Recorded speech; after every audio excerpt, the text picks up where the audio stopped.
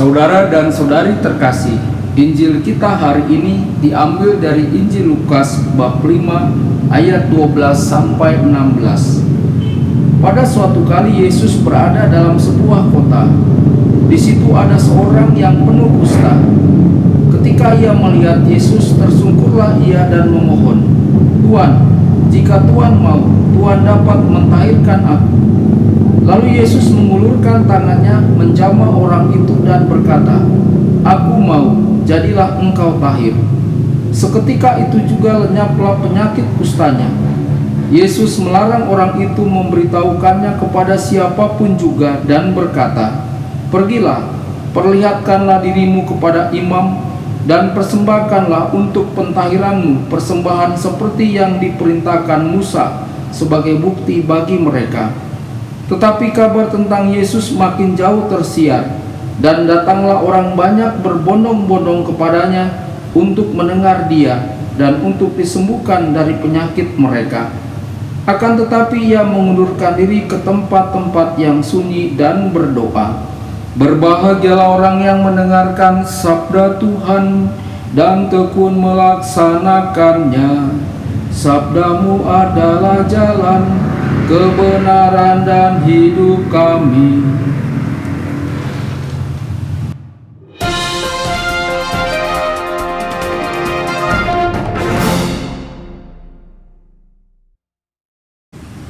Saudara dan saudari terkasih, jumpa lagi dengan saya Romo Tedens dalam saluran Warta Kabar Sukacita. Semoga Anda semua tetap dalam keadaan sehat dan bahagia.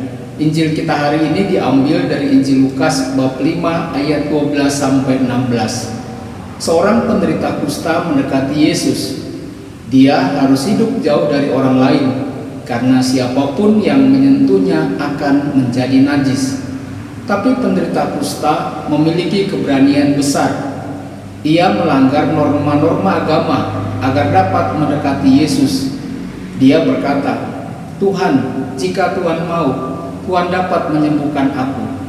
Maksudnya, Tuhan Yesus tak perlu menyentuhnya. Cukup bagi Tuhan untuk menginginkannya, dan Tuhan akan menyembuhkannya.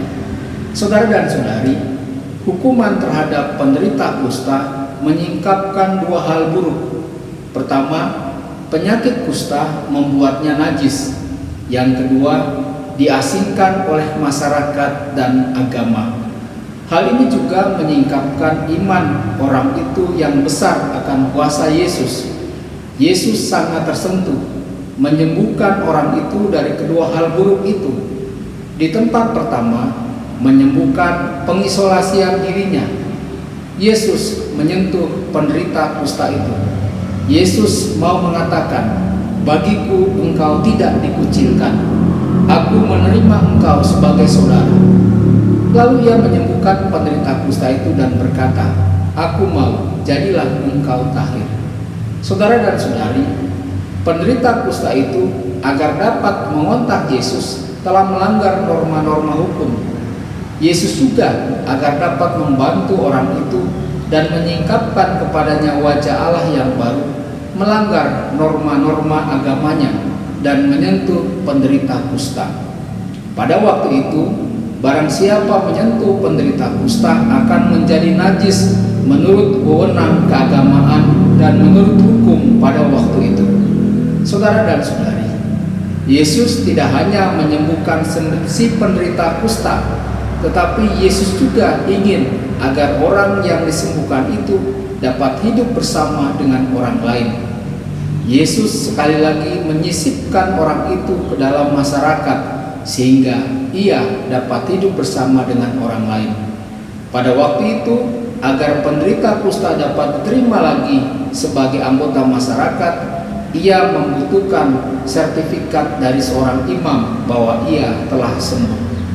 Yesus melarang penderita kusta berbicara tentang penyembuhannya. Saudara dan saudari, Injil Markus menyampaikan kepada kita bahwa larangan Yesus ini tidak diindahkan.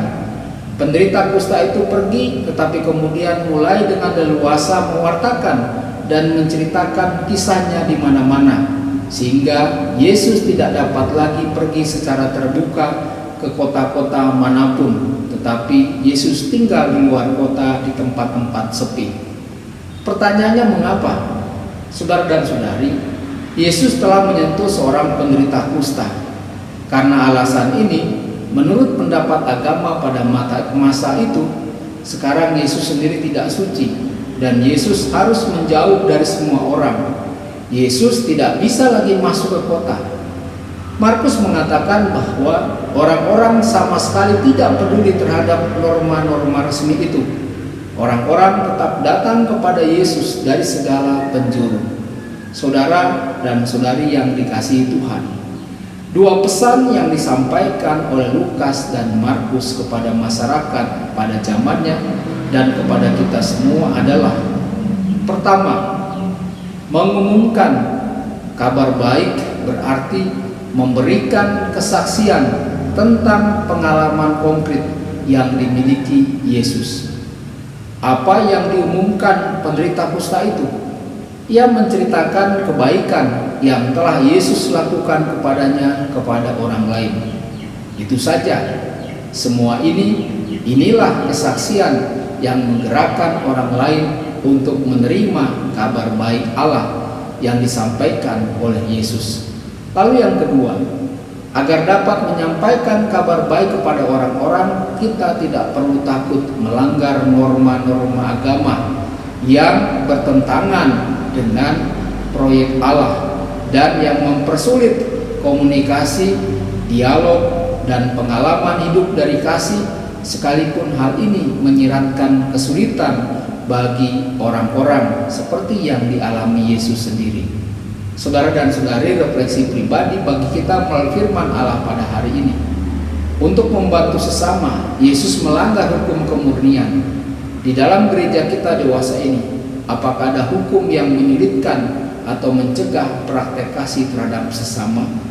Tuhan Yesus memberkati dan menyertai Anda semua. Sabda Allah adalah kebenaran. Sabda Allah adalah kehidupan.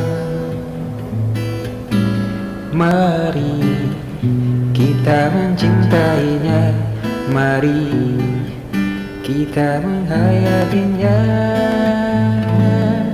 Ya Tuhan yang ku muliakan, sabdamu angkat resahku. Mari kita menghayatinya di dalam